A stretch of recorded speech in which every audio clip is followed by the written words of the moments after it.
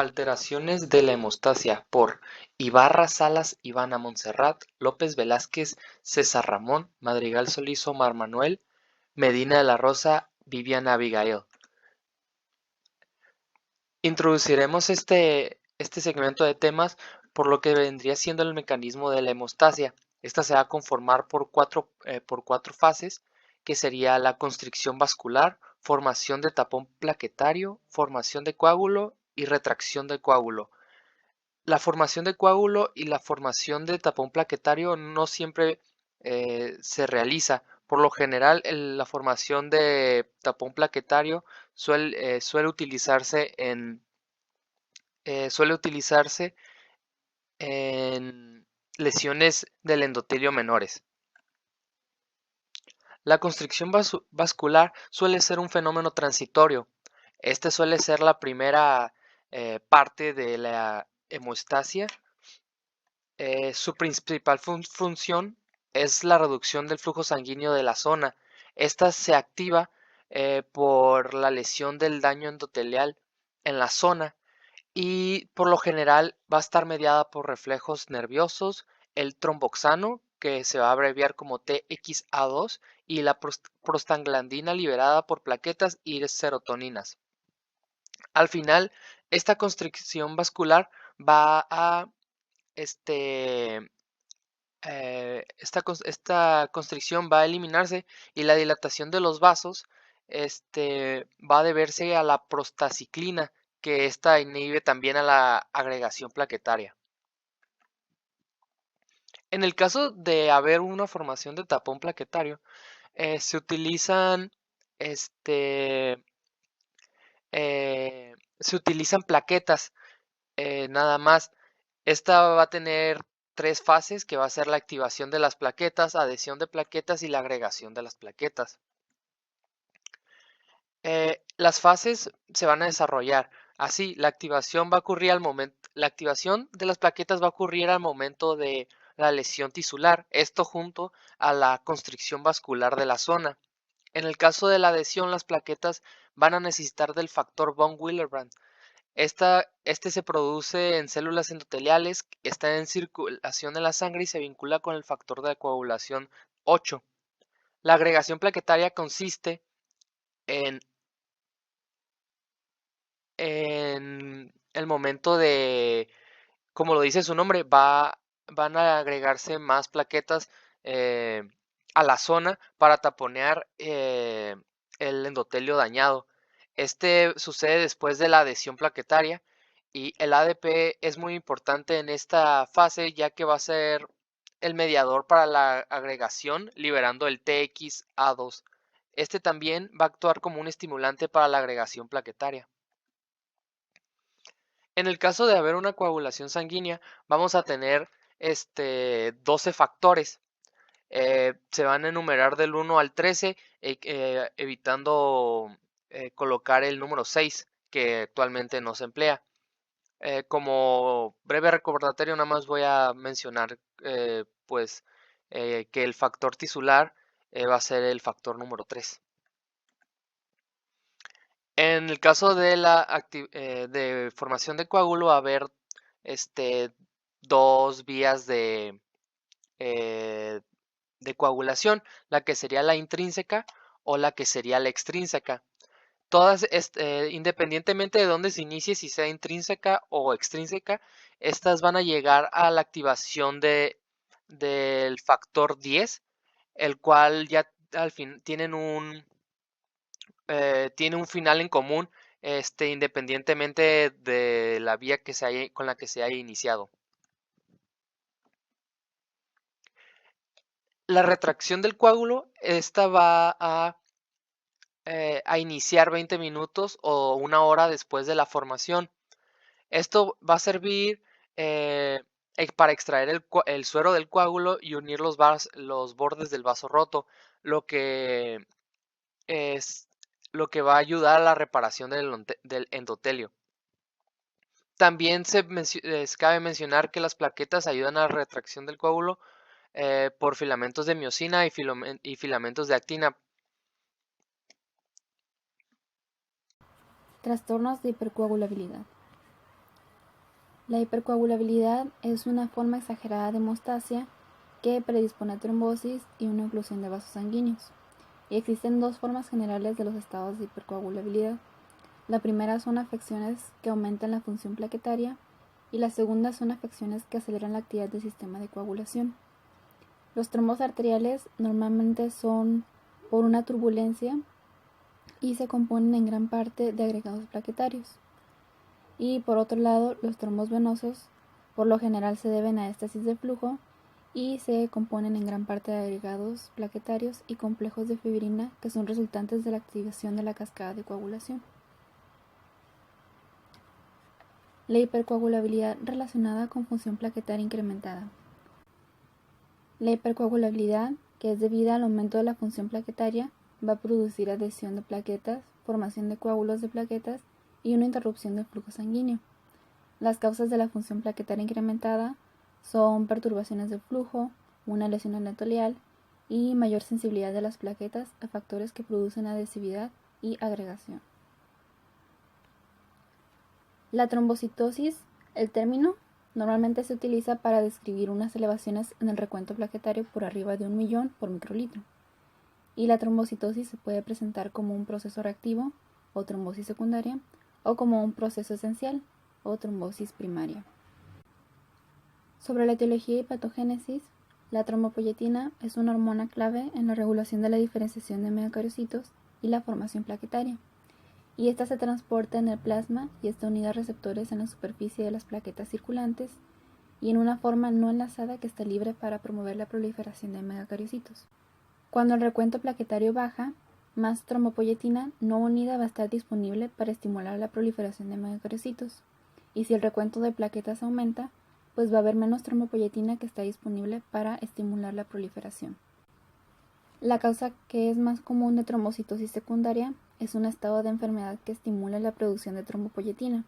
El resultado de esto va a ser un incremento de la proliferación de megacariocitos y la producción de plaquetas. Y las causas subyacentes más frecuentes de trombocitosis secundaria van a incluir el daño tisular secundario a intervención quirúrgica, alguna infección, cáncer y padecimientos inflamatorios crónicos como lo es la artritis reumatoide y enfermedad de Crohn. Y los únicos signos que son clínicamente evidentes son los de la enfermedad subyacente. Ahora la trombocitosis primaria o esencial va a ser un trastorno mieloproliferativo de las células madre hematopoyéticas. Y aquí, aunque los límenes de trombopoyetina a menudo son normales, pues en la trombocitosis esencial las anomalías en el receptor de trombopoyetina y el enlace de plaquetas van a causar niveles más altos de lo esperado de trombopoyetina libre, y esto va a conducir a que la proliferación de megacariocitos y la producción de plaquetas aumenten. Manifestaciones clínicas y tratamiento. Las manifestaciones clínicas que se presentan en la trombosis esencial son trombosis y hemorragia, y los fenómenos trombóticos van a incluir trombosis venosa profunda, embolismo pulmonar y trombosis de las venas porta y hepática. Y a veces algunas personas van a experimentar eritromegalia, palpitación y ardor de los dedos que es causado por la oclusión de las arteriolas por agregados plaquetarios. Y el tratamiento va a ser una administración de fármacos que disminuyen las plaquetas, por ejemplo la hidroxiurea, y en casos de alto riesgo. Y también el ácido acetilsalicílico puede ser un tratamiento complementario que es efectivo en individuos con complicaciones trombóticas recurrentes. Hipercoagulabilidad relacionada con actividad de coagulación incrementada. La formación de trombos, que es debida a la activación del sistema de coagulación, puede ser resultado de trastornos primarios, que son genéticos, o secundarios, que son adquiridos, y esos afectan a los componentes de coagulación del proceso de coagulación de la sangre. Trastornos heredados. De las causas heredadas de hipercoagulabilidad, las mutaciones en el gen del factor 5 y el gen de protrombina son las más frecuentes. Y en las personas con defectos heredados del factor 5, la proteína C no puede inactivar el factor mutante BA, y esto tiene como consecuencia una pérdida de un importante mecanismo contrarregulador antitrombótico. También un simple cambio de nucleótidos en el gen de protrombina, que afecta del 1% al 2% de la población, se va a relacionar con altos niveles de protrombina y un incremento de casi el triple de trombosis venosas. Los estados hipercoagulables primarios menos frecuentes van a incluir las carencias heredadas de anticoagulantes como la antitrombina 3, proteína C y proteína S, También otro defecto hereditario va a producir concentraciones circulatorias altas de homocisteína, y esto predispone a trombosis venosa y arterial cuando activa las plaquetas y altera los mecanismos antitrombóticos. Trastornos adquiridos. Entre los factores adquiridos o secundarios que conducen a una coagulación y trombosis incrementadas se va a encontrar primero la éstasis venosa, y esta causa una acumulación de factores de coagulación activados y plaquetas, y así evita sus interacciones con inhibidores, y esto es por un reposo prolongado en cama e inmovilidad. También está el infarto de miocardio, la fibrilación auricular, el cáncer, prótesis de válvulas cardíacas, coagulación intravascular diseminada, estados hiperestrogénicos, anticonceptivos orales, tabaquismo, miocardiopatía, el síndrome nefrótico y drepanocitosis. También aquí se encuentra el tabaquismo y la obesidad, que promueven la hipercoagulabilidad, pero no se conocen las razones.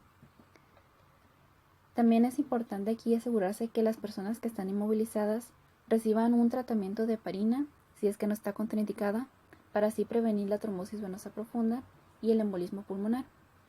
También las personas con enfermedad inflamatoria intestinal van a estar en un alto riesgo de tromboembolismo venoso y arterial, pero también pueden sufrir efectos adversos como lo es la hemorragia gastrointestinal si es que se le administran anticoagulantes. Y es por esto que es importante minimizar los factores que promueven efectos trombóticos como los de inflamación, el tratamiento con esteroides, hospitalización, anticoncepción oral, insuficiencia de vitaminas B y folato, el tabaquismo y el empleo de catéteres intravenosos centrales, y esto con el fin de que se requiera poca o ninguna anticoagulación. También la incidencia del accidente cerebrovascular, como los tromboémbolos e infarto de miocardio, es mayor en mujeres que utilizan anticonceptivos orales, y en particular a las que son mayores de 35 años de edad y que fuman mucho.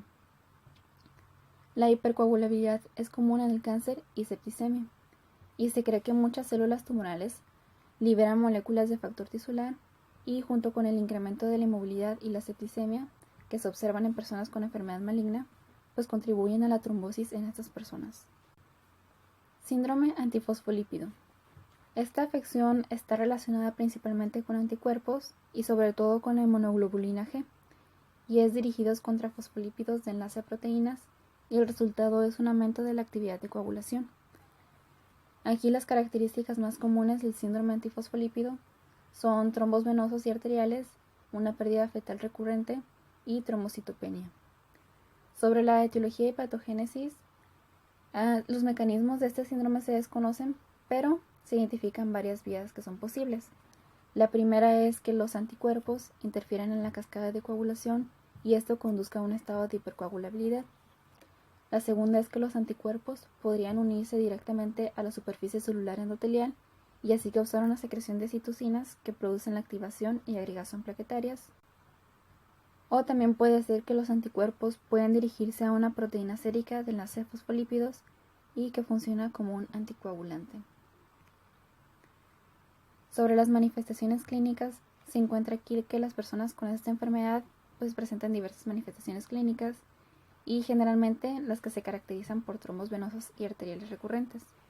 También pueden ocurrir vegetaciones valvulares cardíacas que están relacionadas con la adhesión a trombos y trombocitopenia debido a un consumo excesivo de plaquetas.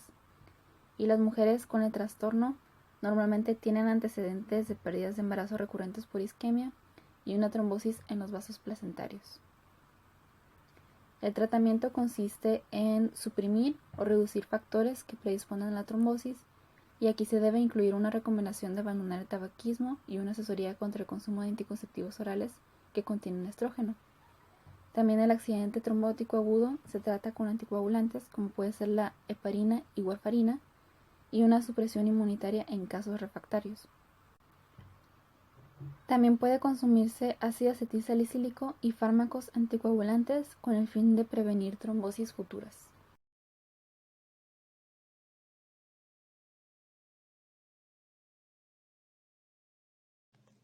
Ahora hablaremos sobre la hemorragia relacionada con trastornos plaquetarios. Esto refleja una disminución de la cantidad de plaquetas secundaria a la producción reducida, destrucción incrementada o una función baja. La hemorragia espontánea se puede presentar en las membranas mucosas de la nariz, la boca, el tubo digestivo y la cavidad uterina. Aquí empezaremos hablando por la trombocitopenia, que suele referirse a una disminución del número de plaquetas circulantes a un nivel menor de 150.000 microlitros. Esto puede ser consecuencia de descenso de la producción de plaquetas, aumento del secuestro de plaquetas en el vaso o una reducción de la supervivencia de estas plaquetas. Esto puede ser ocasionado por radioterapia y fármacos que pueden deprimir la función de la médula ósea y disminuir la producción plaquetaria. Una de las patologías que se nos va a presentar va a ser la púrpura trombocitopénica inmunitaria, PTI por sus siglas. Esta es una enfermedad autoinmunitaria que causa la formación de anticuerpos plaquetarios y destrucción excesiva de plaquetas. Puede ser de una forma primaria o idiopática y también puede ser de un trastorno secundario, así como una enfermedad aguda o crónica. Algunas formas secundarias se relacionan con el síndrome de inmunodeficiencia adquirida, lupus eritematoso, síndrome antifosfolípido, leucemia, linfoma y hepatitis C.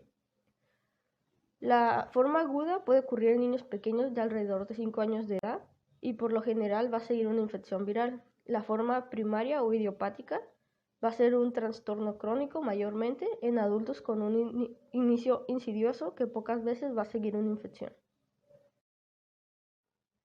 Sobre la etiología y patogénesis vamos a tener que es resultado de múltiples mecanismos que incluyen anticuerpos antiplaquetarios contra glucoproteínas en la membrana plaquetaria. Las plaquetas que se hacen más susceptibles a los fagocitos por el anticuerpo se van a destruir en el vaso. Los niveles plasmáticos de trombopoyetina van a ser bajos en personas con PTI. Esto es causado por una disminución de células T, en específico células reguladoras CD4 y T, que activan la respuesta inmunitaria y pasan a trombocitopenia.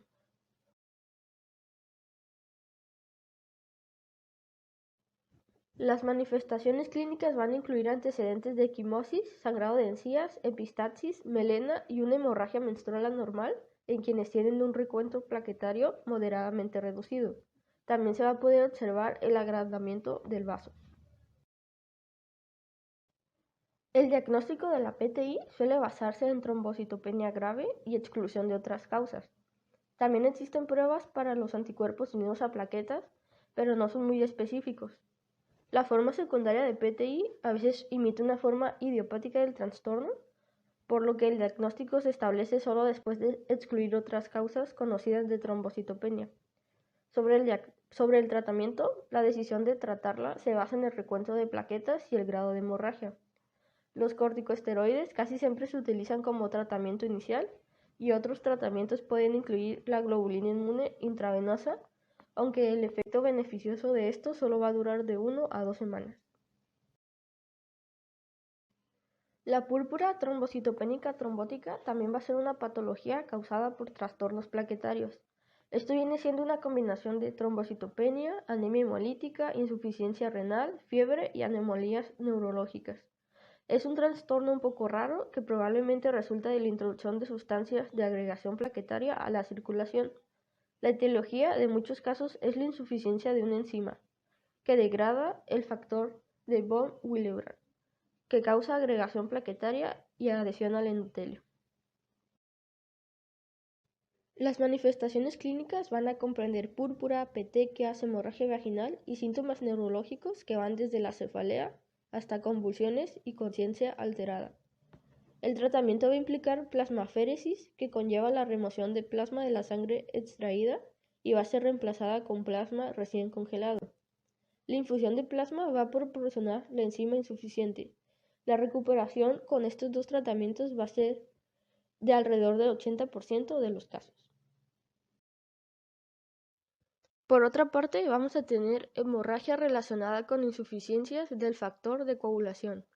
Los defectos de coagulación sanguínea pueden ser consecuencia de insuficiencia o una función alterada de uno o más de los factores de coagulación. Van a surgir como un resultado de enfermedades heredadas o síntesis defectuosas, también como un incremento del consumo de factores de coagulación. La hemorragia secundaria a las insuficiencias del factor de coagulación suelen tener lugar después de una lesión o de un traumatismo. Son comunes las mayugaduras grandes, los hematomas y hemorragia prolongada hacia el tracto gastrointestinal, el urinario o las articulaciones. Una de las principales patologías va a ser la enfermedad de von Willebrand. Esta va a ser un trastorno hemorrágico, va a ser hereditario y frecuentemente se va a caracterizar por una insuficiencia o un defecto de este factor. Hay hasta 20 variantes y se pueden agrupar en dos categorías: tipo 1 y 3, que se relaciona con niveles bajos del factor, y tipo 2, que se distingue por defectos en el factor. Las manifestaciones clínicas van a incluir hemorragia espontánea nasal, bucal y del tubo digestivo, un flujo menstrual excesivo y tiempo de hemorragia prolongado en presencia de un recuento plaquetario normal. Los tipo 1 y 2 son leves y no requieren de un tratamiento. Muchas personas con estos tipos de trastornos se diagnostican cuando en una intervención quirúrgica o una extracción dental produce una hemorragia prolongada, mientras que la tipo 3, la hemorragia gastrointestinal, va a ser muy frecuente y va a poner en riesgo la vida. Otra patología importante va a ser la hemofilia A. Este es un trastorno recesivo ligado a X, por lo que va a afectar sobre todo a los hombres.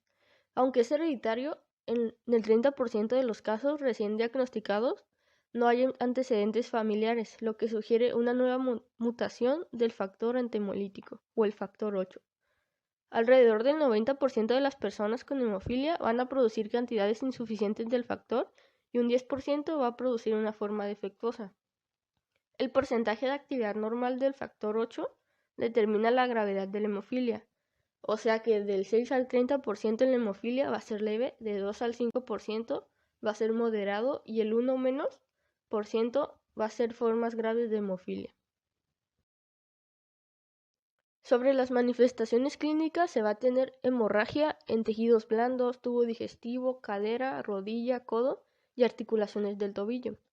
La hemorragia espontánea de las articulaciones va a iniciar cuando el niño comienza a caminar. Esto puede causar inflamación de la membrana sinovial, además de dolor agudo e hinchazón. Si la hemorragia es crónica, puede producir fibrosis articular y contracturas, cuyo resultado le va a causar una mayor incapacidad al paciente. Sobre el tratamiento vamos a tener que la prevención del traumatismo es muy importante en personas con hemofilia. También se debe evitar el ácido acetilsalicílico y otros AINE que afectan la función plaquetaria. El tratamiento de restitución del factor 8 va a reducir el daño musculoesquelético. La detección del portador y el diagnóstico parental se puede realizar mediante análisis de mutación directa de genes o estudios de enlace de ADN. Por otro lado, vamos a tener la amniocentesis prenatal o muestreo de vellosidades coriónicas, que se va a utilizar para predecir complicaciones y determinar un tratamiento oportuno. Para terminar, vamos a tener otra patología. Esta va a ser la coagulación intravascular diseminada o SID por sus siglas. Se va a caracterizar por coagulación generalizada y hemorragia en el compartimento vascular. Se puede observar como una complicación de una amplia variedad de afecciones, es decir, que no es una enfermedad primaria.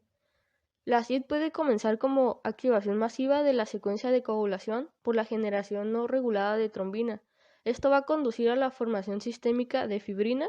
Aquí los niveles de todos los anticoagulantes principales van a estar reducidos y los microtrombos resultantes van a causar oclusión vascular e isquemia tisular.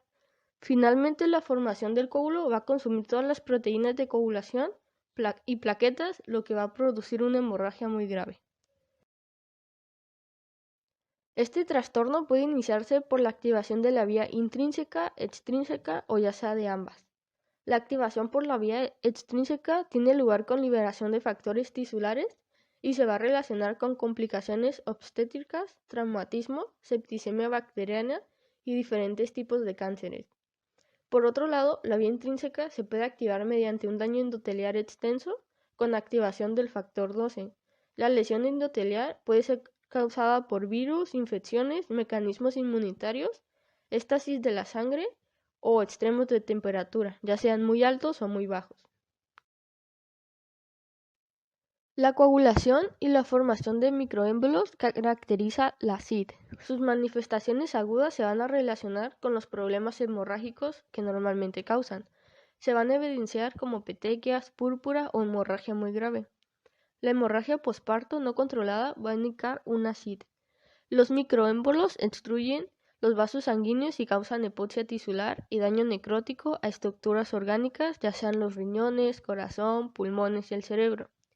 Los signos clínicos más comunes se pueden deber a insuficiencia renal, circulatoria o respiratoria, úlceras hemorrágicas agudas, convulsiones y hasta el coma. Sobre el tratamiento se va a dirigir a controlar la enfermedad primaria. Se van a tratar de restituir los componentes de la coagulación y evitar la activación posterior de estos mecanismos.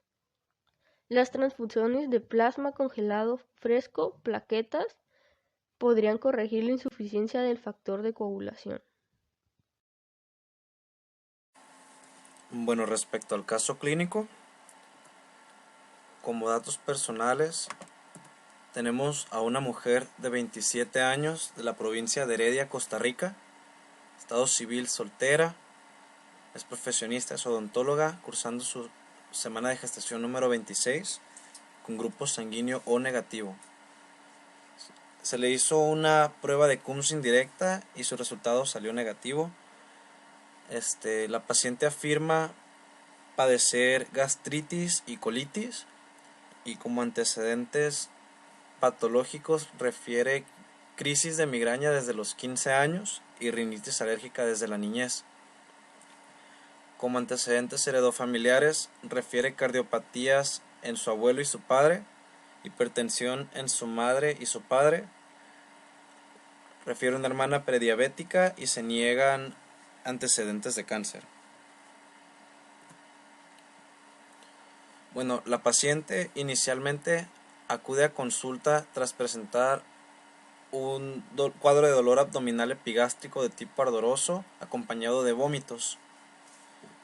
Se le inicia tratamiento con antiácidos de acción local, pero no se encuentra ninguna mejoría, por lo que se presenta por una segunda opinión en el servicio de emergencias del Hospital de Heredia.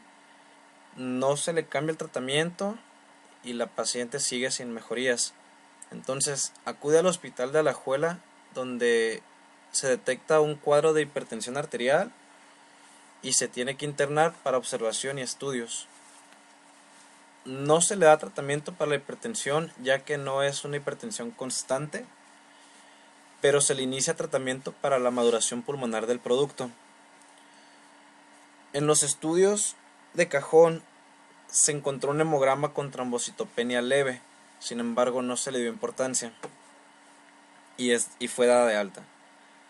Después la paciente regresó por presentar dolor abdominal nuevamente, y en los estudios que le realizaron se encontraron las plaquetas en 49,000 y enzimas hepáticas AST y ALT 64 y 94. También se determinó que tenía una función renal normal. El día 24 de junio del 2013 se le realizó una cesárea de tipo Kerr, donde el producto fue de sexo femenino y nació con vida. El producto fue RH positivo y se le colocaron drenos de Jackson Pratt y de Penrose suprafacial, y se realizó una interconsulta con un médico internista ante la sospecha de púrpura trombocitopénica inmune.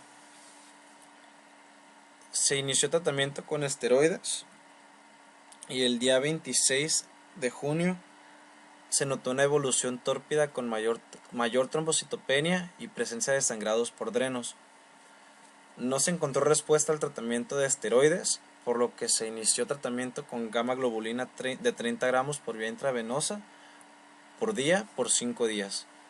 Al siguiente día se agregó al tratamiento el Solumedrol por vía intravenosa 62.5 miligramos, y se encontraron las plaquetas que habían disminuido a 19,000, hemoglobina de 7.9, hematocrito de 22% y pruebas de coagulación normales. Se realizó una transfusión de unidad GRE y pool de plaquetas y de Resuman. También se realizó otra interconsulta telefónica con la hematología del Hospital México, donde decidieron suspender el tratamiento con Solumedrol y agregaron dexametasona con 40 miligramos al día por vía intravenosa. Esa misma noche la paciente presentó una presión arterial de 181/112, por lo que se le dieron 5 miligramos de hidralazina por vía intravenosa y 10 miligramos de amlodipina por vía oral. Se suspendió el metronidazol y se le administraron 2 miligramos de clonazepam para la ansiedad, ya que relacionaban la ansiedad con la hipertensión que estaba presentando la paciente.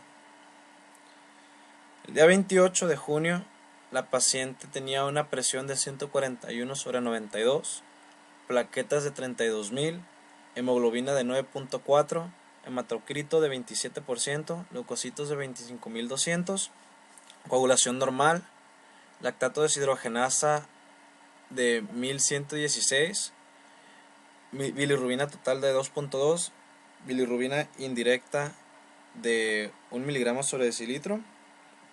Y en el transcurso del mismo día disminuyeron las plaquetas a 18.000, hemoglobina 8.9, y ese mismo día fue trasladada de urgencias al Hospital México. Ahí se le puso un catéter de doble lumen en la región inguinal derecha, guiado por US, y nuevamente se hicieron estudios, y en el examen físico presentó una presión de 146/95, una saturación de 98%, frecuencia cardíaca de 67 latidos por minuto, y la paciente estaba eupneica, respirando normal, estaba tranquila, colaborando, y no presentaba ningún dato de púrpura en la piel. Su abdomen estaba con peristalsis y estaba blando y depresible. La herida de la cesárea estaba limpia. El material seroso estaba escaso en el dreno derecho y la paciente podía movilizar sus 4 miembros con pulsos normales y buen llenado capilar.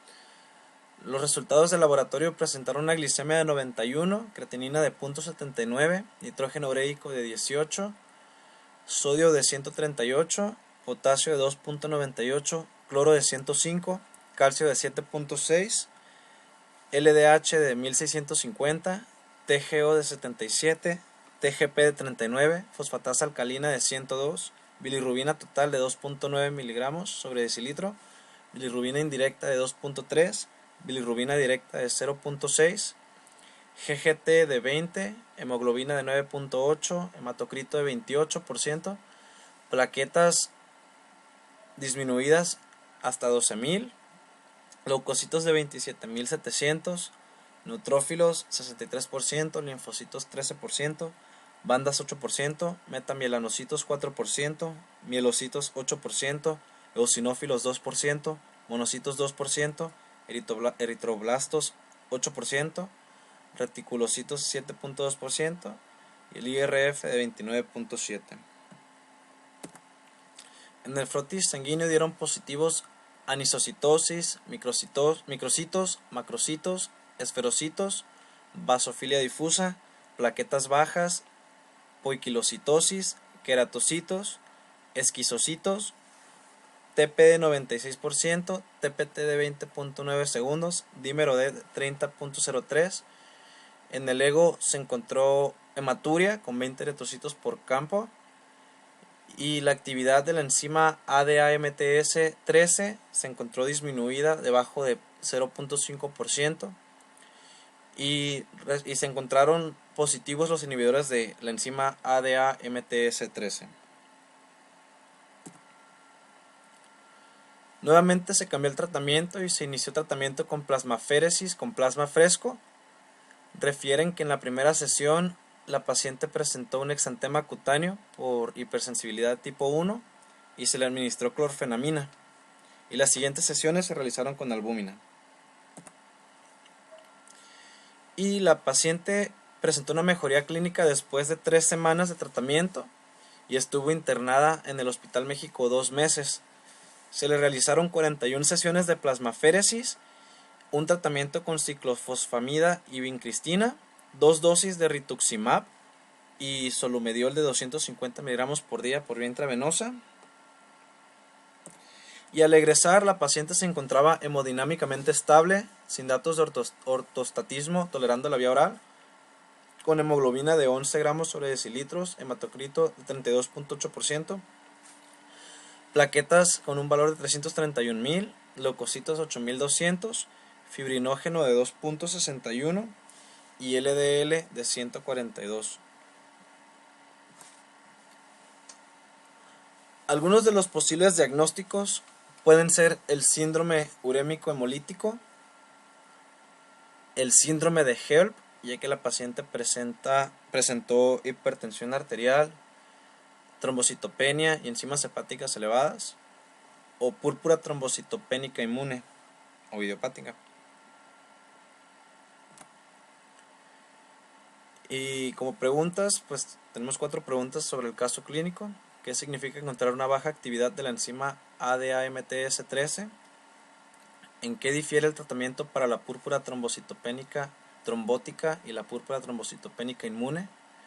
¿Cuáles son los valores normales de plaquetas? ¿Y cómo actúa el rituximab, ya que fue un tratamiento muy eficaz?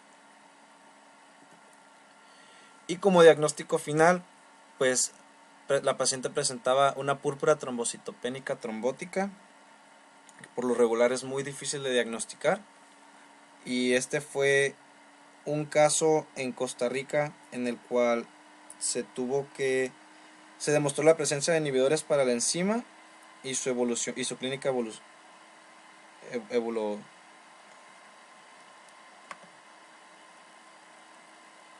y como referencias pues utilizamos el PORT, Kunzman, Kumar y el artículo.